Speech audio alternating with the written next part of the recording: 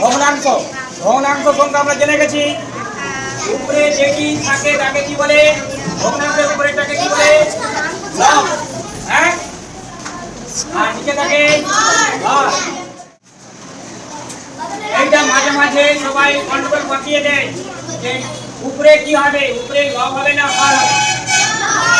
কি হবে? এটা কি, এইটা ভুল। ওই তাহলে এইটি কি করে তোমরা মনে রাখবে? কি করে মনে রাখবে? ক খ গ লিখতে পারবে তো? হ্যাঁ, এবং জানো কোনটা আগে আসবে? ল আগে আসবে না হ আগে আসবে? ল। তাহলে যেহেতু লটা আগে আসছে ওই জন্য উপরে ল নিচে হ, এইটা মনে রাখবে। তাহলে আর কখনো ভুলবে না।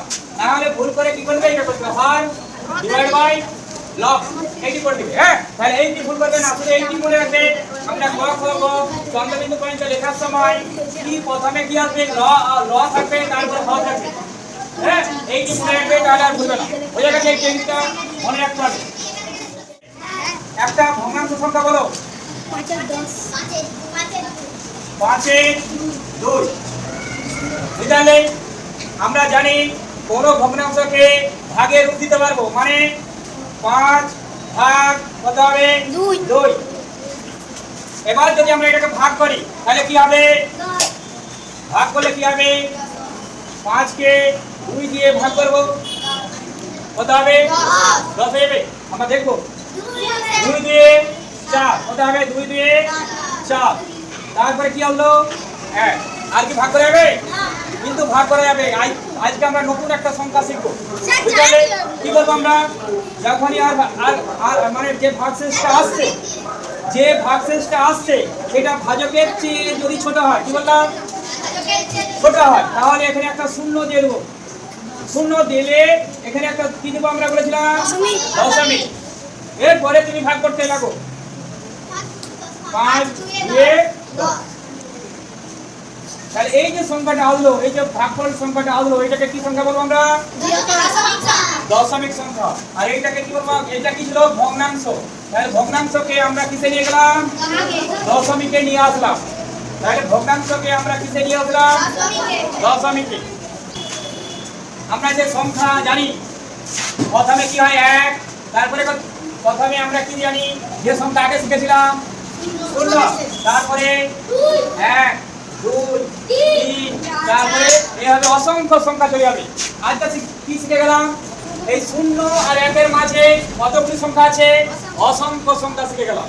কেন? দশমিক সংখ্যা হাজার হবে। যেমন দশমিক 0.1, 0.2, 0.3, এগুলো সব এর মানগুলো কি? সব 0 থেকে 1 এর মধ্যে। বোঝা গেলে? আবার 1 থেকে 2 এর মধ্যে অসংখ্য সংখ্যা আছে, পুরো শেষ করে যাবে। যেমন 1.1, 1.2, এগুলো কি? এই 1 আর 2 এর মধ্যবর্তী সংখ্যা। এরকম অসংখ্য সংখ্যা আছে। আবার যদি আমরা 2 আর 3 এর মধ্যে সংখ্যা দেখি তাহলে কি হবে?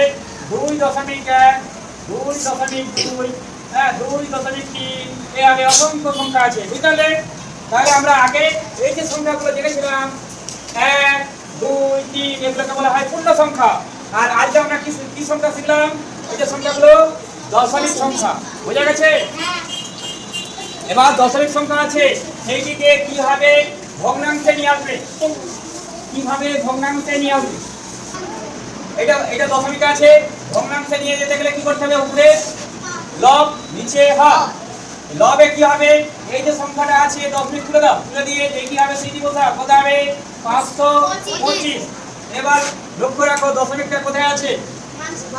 যেখানে আছে সেখান থেকে কতগুলি সংখ্যা আছে? দুটো। তাহলে একের গায়ে দুটো শূন্য।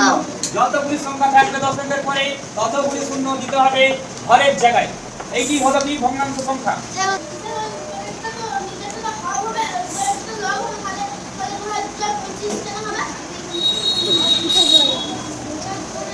কি বলছো? তুমি কাজে আছো? হ্যাঁ, ও জিজ্ঞাসা করতে দাও। চলো, কি বলছো বাবা?